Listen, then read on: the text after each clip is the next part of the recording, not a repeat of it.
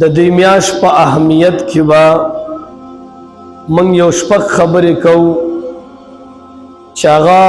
د دې میاشت د خصوصیت باره کې بیانول مناسب دي. دا میاشت د شوال میاشت ده. په اسلامی میاشتو کې لسم نمبر میاشت ده. د دې میاشت یو خصوصیت خدا دی چې الله پاک د دې میاشت په اول تاریخ باندې عید الفطر چې کوم ته ورکوټه اختر ویلې کیږي هغه راوسته دي. د مسلمانانو دو اختر دي، یو ته ورکوټه اختر وای، یو ته غټ اختر وای. نو دا ورکوټه اختر دا الله پاک مسلمانانو ته د روزي د قبلېدلو د پاره د انعام په تور باندې ورکړی دی. نو هغه د دې میاشت په اول تاریخ چې هغه پرون نه بله ورځ د اختر اوله ورځ وه. نو یو خو د دې میاشت لوی خصوصیت دا دی چې الله د مسلمانانو په دوو اخترونو کې یو اختر پکې راوستی دی. دویم خصوصیت د دې میاشت هغه دا دی چې دا میاشت د روزي ګاونډي دی. که تاسو خیال کړی وي چې کله یو نیک سړی وي او ته د هغې ګاونډي، نو سړی ډیر په فخر سره دا خبره کوي چې زه د پلانکی عالم سره جوخ زما کور دی، پلانکی بزرگ سره جوخ زما کور دی. نو د هغه بزرگ د وجې نه سړی دتم ډیر زیات درون نظر باندې ګوري. ولی چې دا هغه بزرگ ګاونډي دی نو دلم ډیر اهمیت او ډیر اوچت شان ورکوي. که خیال دې کړي مولوي صاحب سره بعضې کسان ځي یا یو عابد سړي سره بعضې کسان چېرته میلمستیا ته ځي، نو د هغه عالم د وجې نه چې کوم ملګري د سره یې د هغې هم ډېر زیات قدر کېږي. نو همدغه رنګې دا میاشت دا د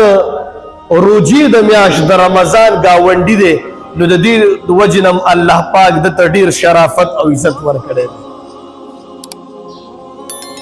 او دریم فضیلت د دې میاشت دا دی چې نبی علیہ الصلوۃ والسلام په دې میاشت کې اعتکاف کړی دی.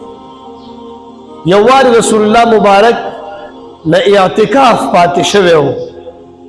تاسو ته ما په رمضان کې دا واقع ویلې وه. نو چې کله اعتکاف ته پاتې شو نو نبی علیہ الصلوۃ والسلام په شوال کې بیا هغه 10 ورځې اعتکاف کړی و. نو دام د دې د فضیلت دپاره او خصوصیت دپاره دام معتبره خبره ده چې دا دومره بهترین میاشت دی چې د رمضان نه علاوه نبی علیہ السلام او اعتکاف کړی نه دی، صرف په دې میاشت کې د رمضان د اعتکاف قضا کړی دی. او څلورم د دې میاشت خصوصیت او فضیلت د دې شوال د میاشت دا دی چې دا د حج په میاشتو کې اوله میاشت ده. په قرآن کې الله پاک فرمایي الحج اشهر معلومات. د حج دا معلومی میاشتې دي. نو حضرت عبداللہ ابن عمر سے فرمائی د نبی علیہ الصلوۃ والسلام نے روایت را نقل کړی دی چې نبی علیہ الصلوۃ والسلام فرمائی د حج په میاشتو کې اوله میاشت دا د شوال ده، دویمه میاشت دا د ذوالقعدې ده، او دریمه میاشت دا د ذوالحجې ده. د ذوالحجې 10 تاریخ باندې بیا د حج احکامات ادا کیږي. نو د دې میاشت د فضیلت دپاره او خصوصیت دپاره څلورمه خبره دا ده چې دا میاشت د حج په میاشتو کې اوله میاشت.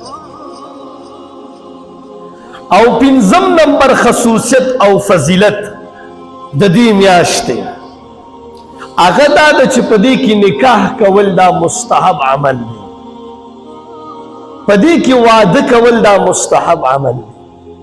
عائشہ رضی اللہ تعالی عنها فرمائی وی زما نکاح او زما رخصتی دا دواړه د رسول الله مبارک سره د شوال په میاشت کې شوې ده. او بیا عائشہ رضی اللہ تعالی عنها فرمائی چې زما زړه غواړي چې هر سړی د شوال په میاشت کې نکاح وکړي. ولی وجداوه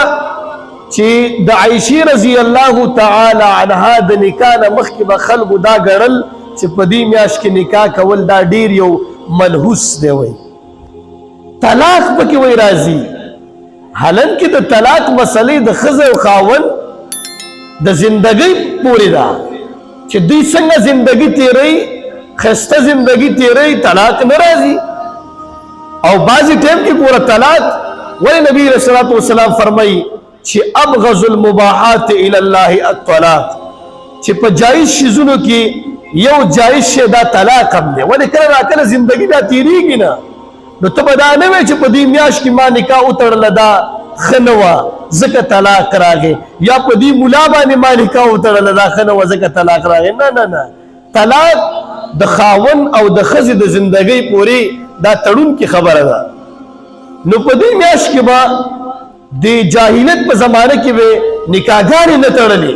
نو نبی علیه الصلاة والسلام د عائشې رضی الله تعالی عنها سره نکاح وکړه چې کوم سوچ د جاهلانو خلکو دی چې هغه سوچ ختم شي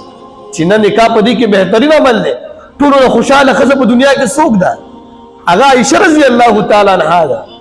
ټولو نه ښایسته بیبي او د خوشحاله بیبي د خاوند نه په ټوله دنیا په بیبیانو کې هغه عائشه رضی الله تعالی عنها ده نو که چېرته طلاق واقع کېدی دا به واقع شوی وی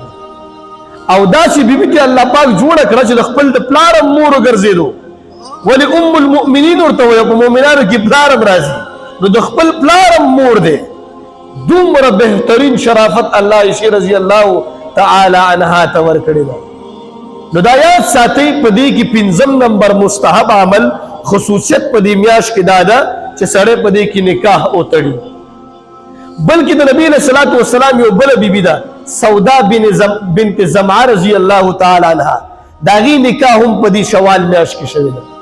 یو درېمه بیبي ده ام سلمه رضی الله تعالی عنها د هغې نکاح هم د رسول الله مبارک سره په دې میاشت کې شوې ده یو بله بیبي ده زینب بنت خزیمه رضی الله تعالی عنها د هغې نکاح د رسول الله مبارک سره دا په دې میاشت کې د شوال په میاشت کې شوې ده نو 5 نمبر خصوصیت د دې میاشت دا دی چې په دې کې نکاح کول دا مستحب عمل دی او عائشه رضی الله تعالی عنها فرمای چې زما زړه غواړي چې هر سړی په دې شوال میاشت کې نکاح وکړي